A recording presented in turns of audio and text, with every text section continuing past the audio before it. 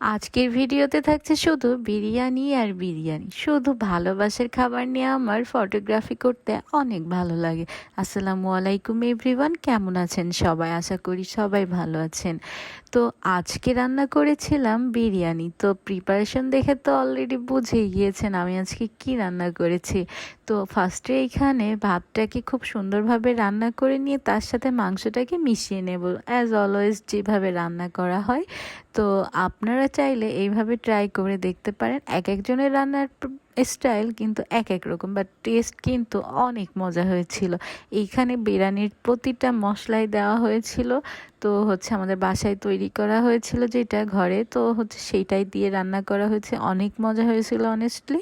এইবার ঈদে বিরিয়ানি খাওয়া হয়নি, তাই ভাবলাম আজকে ফ্রাইডেতে বিরিয়ানি রান্না করি। তো দেখুন এত সুন্দর পারফেক্ট হয়েছে, মনে হচ্ছে পুরো বাবুর্চির হাতের বিরিয়ানি রান্না। এরকম পারফেক্ট বিরিয়ানি, যেমন আলু সুপটা সুন্দর সিদ্ধ হয়েছে, তো এত মজার মজার খাবার দিয়ে যদি একটু ফুডগ্রাফি না করি তাহলে কি হয় বলুন তো? আর আমি তো ভালোবাসি ফটোগ্রাফি করতে এবং ভিডিও করতে, তাই ভালোবাসার খাবার নিয়ে যতক্ষণ পেরেছি ভিডিওই করেছি।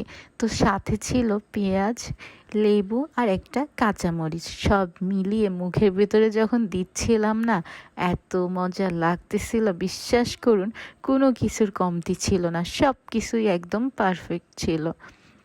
আপনারা চাইলে এইভাবে ঘরে কিন্তু হোমমেডভাবে একদম অথেন্টিক বিরিয়ানি রান্না করতে পারেন। আর আমি কিন্তু একটু বেশি ভিডিও করে ফেলেছি। তো এই যে দেখুন আমি এখন খাচ্ছি, তো আলুটা আপনাদের ভেঙে দেখাচ্ছি, একদম হাতে নিতেই দেখুন কি সুন্দরভাবে ভেঙে গেল না। তারপর একটু মাংস নিলাম, একটু আলু নিলাম, একটু পেঁয়াজ, সব মিলিয়ে অনেক মজা হয়েছিল।